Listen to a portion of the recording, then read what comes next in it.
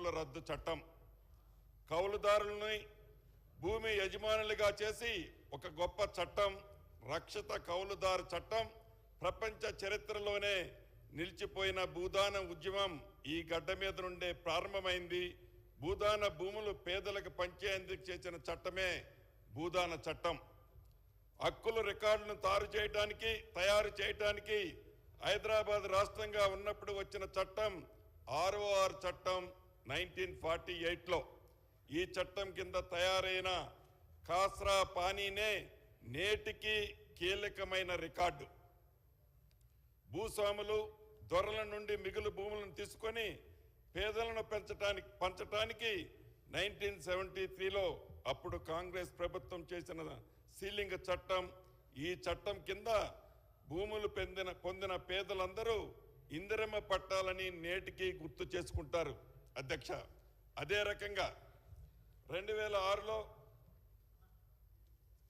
ఏదైతే ఆనాటి కాంగ్రెస్ ముఖ్యమంత్రి దివంగత నేత రాజశేఖర రెడ్డి గారు పోడు భూములకు పట్టాలిచ్చారు. ఇప్పటికీ తెలంగాణ రాష్ట్రంలో ప్రతి పేదవారు గిరిజనులు పోడు భూములు పట్టాలంటే ఇది రాజశేఖర రెడ్డి గారు ఇచ్చిన పట్టాలని గొప్పగా చెప్పుకుంటారు. అధ్యక్ష, ఇక్కడ మనం ఒకటి గమనించాల్సింది ఉంది. మంచి ఎవరు చేసినా తప్పకుండా వారు జీవించి లేకపోయినా ఎన్ని దశాబ్దాలైనా వారిని గుర్తుపెట్టుకొని వారు చేసిన మంచి పనులు మనం స్మరించుకుంటాం. అదే పద్ధతిలో శ్రీమతి ఇందిరాగాంధీ గారు కానీ స్వర్గీయ రాజశేఖర రెడ్డి గారు కానీ వారు మంచి చేశారు కాబట్టే ఈనాడు ఈ సభలో మనం వారి పేర్లు ప్రస్తావించుకుంటున్నాం. 2011లో వెబ్లాండ్ పోర్ట్లో అందుబాటులోకి వచ్చాయి. దీంతో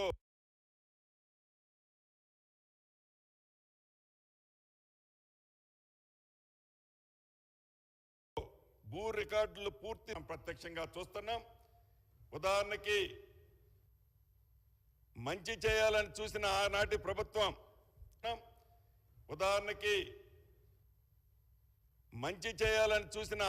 ప్రభుత్వం కొండనాలకి ముందేస్తే ఉన్న నాలుక ఊడిందని సామెతగా రైతుల భూ సమస్యల్ని పరిష్కరించడానికి బీఆర్ఎస్ నేతృత్వంలోని గత ప్రభుత్వం అక్టోబర్ 2020న తీసుకొచ్చిన ధరణి పోర్టల్ ద్వారా అనేక లోపభూయిష్టమైన యావత్ తెలంగాణ ప్రజలకి శాపంగా మారింది అధ్యక్ష. భూముల వివరాలని కంప్యూటర్ పేరిట బీఆర్ఎస్ సర్కార్ చేసిన నిర్వాహకం తెలంగాణ రైతుల పాలిట ఒక భూతంగా మారింది.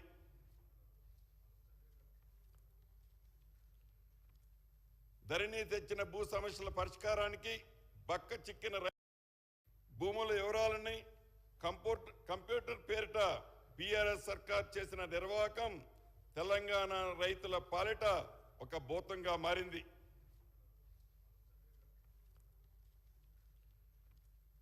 ధరణి తెచ్చిన భూ సమస్యల పరిష్కారానికి బక్క చిక్కిన రైతులు అధికారుల చుట్టూ కోర్టుల చుట్టూ చెప్పులు అరిగేలా తిరిగారు. ఫలితం మట్టుకు ఒక పెద్ద గుండు సుందా అధ్యక్ష. చట్టాలు తెలంగాణ ప్రజల ఆలోచనలు ఆంక్షలు అనుగుణంగా తీసుకురావాలి. తెలంగాణ ప్రజల దశాబ్ద ఆంక్షలు నెరవేర్చే విధంగా ఉండాలి.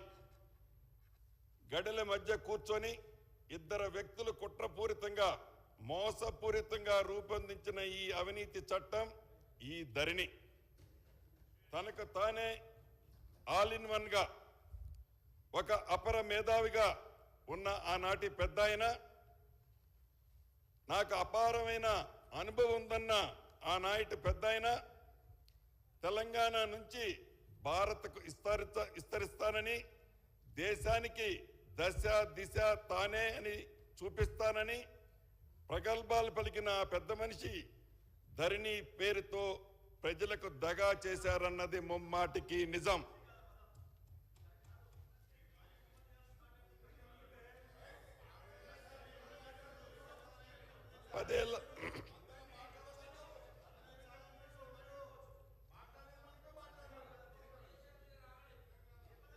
10 ఏళ్ల తెలంగాణ రాష్ట్రం ధృతరాష్ట్ర కౌగిల్లో చిక్కుకుంది.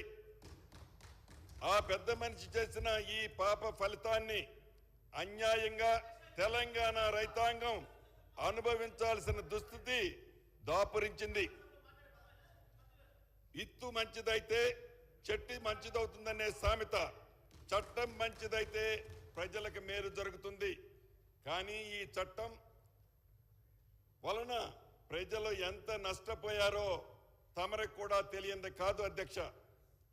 సమాజ ప్రగతిని నిర్దేశించే ప్రధాన అంశాల్లో అన్ని వర్గాల ఆలోచనల్ని, అభిప్రాయాలని, పెద్దల సలహాలను, సూచనల్ని పరిగణనలోకి తీసుకోకుండా ఎటువంటి సంస్కరణలైనా శూన్యాగతికే చేరుకుంటుందన్న దానికి నిలువెత్తు నిదర్శనం ఈ ధరణి.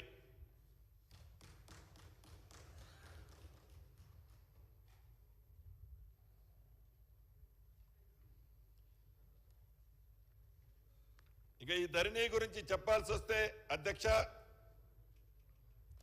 ఇక్కడ ఈ సభ్యులు ఎవరైతే ఉన్నారో ఈ సభ్యులందరూ ప్రతి గ్రామానికి వెళ్ళినప్పుడు ఇందాక తమరికి నేను చెప్పినట్లు కొన్ని వందలాది వేలాది అప్లికేషన్లు రావటం ఈనాడు మనం గమనిస్తున్నాం. ప్రధానంగా ఈ ఇందిరమ్మ రాజ్యం వచ్చిన తర్వాత ఏవైతే డిబేట్ జరుగుతుందో, ఏదైతే గ్రామాలకు పోయినప్పుడో ఇప్పుడు న్యాయం జరుగుద్దనే పూర్తి విశ్వాసంతో ఆనాడు ఏవైతే సమస్యలు జరిగాయో, ఏవైతే ఇబ్బందులు జరిగాయో ఆ ఇబ్బందులన్నిటినీ ఈనాడు ఈ ప్రభుత్వం పరిష్కరిస్తుందనే దిశగా ప్రజలు ఈనాడు భూములున్న ఆసాములు ఎదురు చూస్తున్న మాట నిజం. ఉదాహరణకి ధరణిలో ఆనాడు ఏవైతే కొన్ని తప్పులు మీకు ఉదాహరణ చెప్తాను.